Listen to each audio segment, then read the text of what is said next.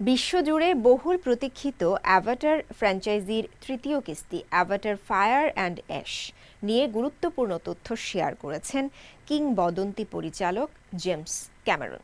চীনের রাষ্ট্রীয় টেলিভিশন সিসিটিভিকে দেওয়া এক সাক্ষাৎকারে তিনি ছবিটির কাহিনী, থিম, প্রযুক্তিগত চ্যালেঞ্জ এবং ভবিষ্যৎ পরিকল্পনা নিয়ে বিস্তারিত কথা বলেন।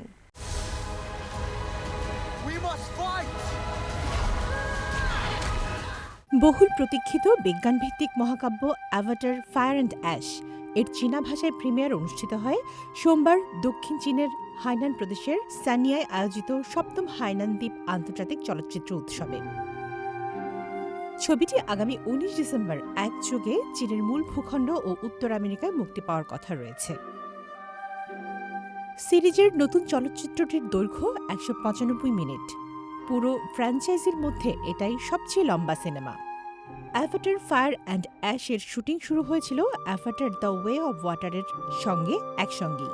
পরিচালক জেমস ক্যামেরন বলেন, দুটি সিকুয়েল মিলেই পুরো গল্পটিকে চূড়ান্ত পর্যায়ে নিয়ে যায়। এতে তিনি ইঙ্গিত দেন ভবিষ্যতে অ্যাভাটারের নতুন সিকুয়েল নাও হতে পারে। নতুন ছবিতে আরও দুটি নতুন সংস্কৃতি দেখানো হয়েছে। একটি হলো আকাশে ভ্রমণ করা যাযাবর বণিক দল, যারা বেশ মজার, আর অন্যটি হলো অ্যাশ মানুষ, যারা ততটা মজার নয়। ক্যামেরন বলেন, তিনি প্রায় ২০ বছর ধরে অ্যাভাটার বিশ্ব নিয়ে কাজ করছেন, আর এই ছবির মাধ্যমে সেই দীর্ঘ গল্পের ইতি ঘটতে চলেছে।